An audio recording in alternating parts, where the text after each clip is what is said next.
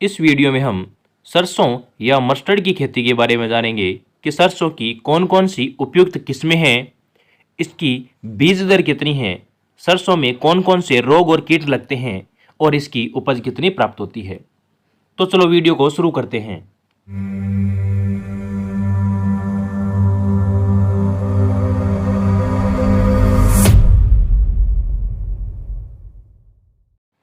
सरसों या मस्टर्ड, जिसका वानस्पतिक नाम होता है ब्रेसिका जुनसिया, और इसका जो कुल होता है क्रूसीफेरी या ब्रेसिकेसी कहलाता है।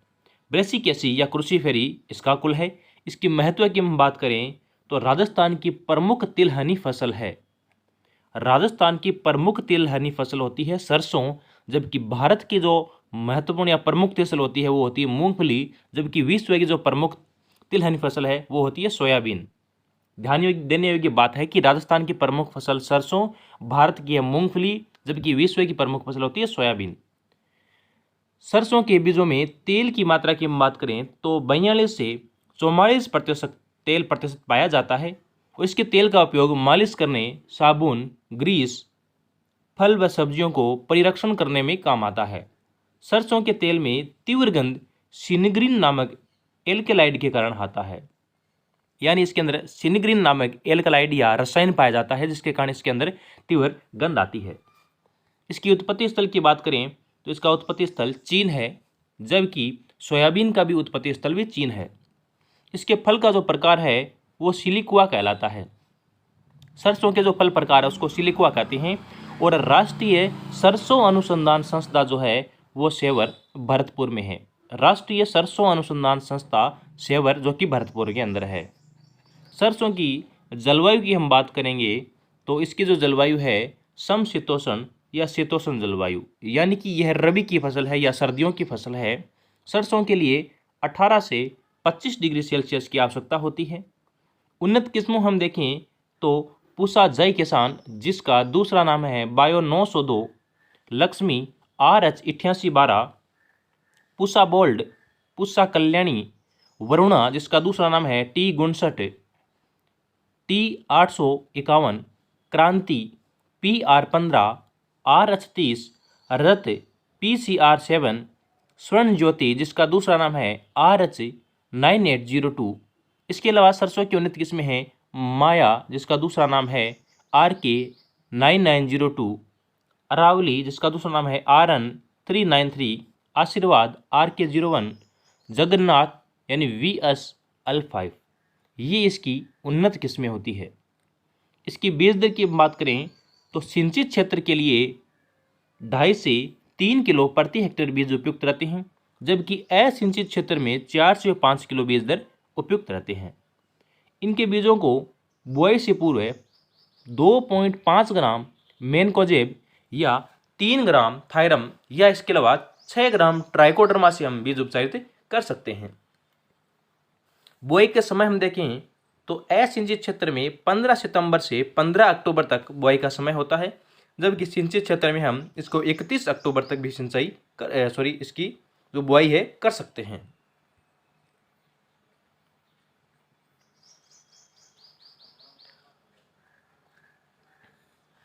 यदि सरसों की खेती में या सरसों की फसल हम देरी से बुआई करते हैं तो इसमें चेपा व सफ़ेदी रोली नामक रोग हो जाते हैं। सरसों के अंदर जो कतार से कतार की दूरी रखी जाती है वो 30 से 45 सेमी रखी जाती है, जबकि पौधों से पौधों की जो दूरी होती है वो 10 सेमी रखी जाती है।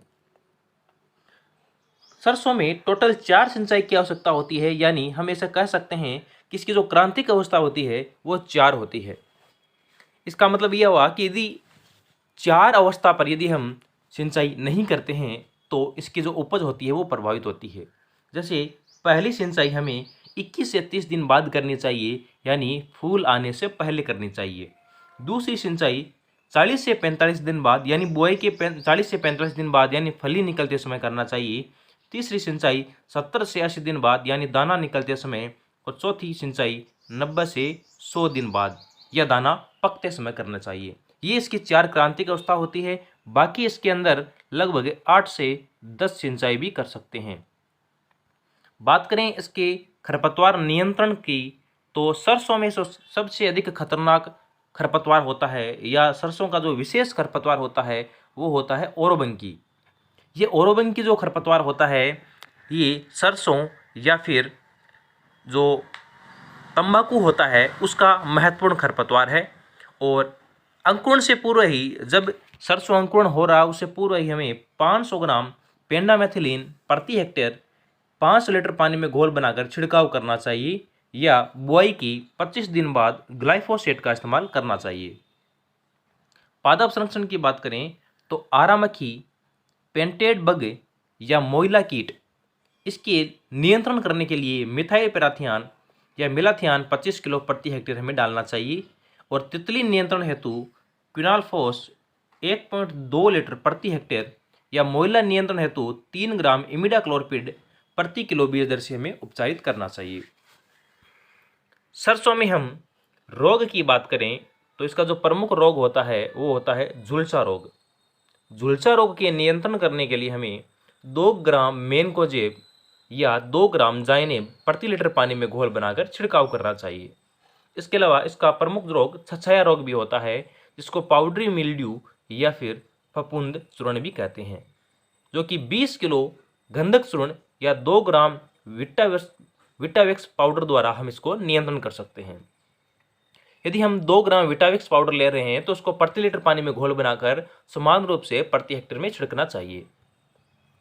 इसके अलावा सरसों की फसल को पाले से बचाने हेतु हमें हल्की सिंचाई करनी चाहिए या खेत में धुआं करना चाहिए।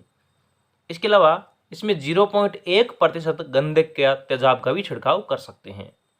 सरसों की उपज की बात करें तो 15 से 20 क्विंटल प्रति हेक्टेयर इसकी उपज प्राप्त होती है।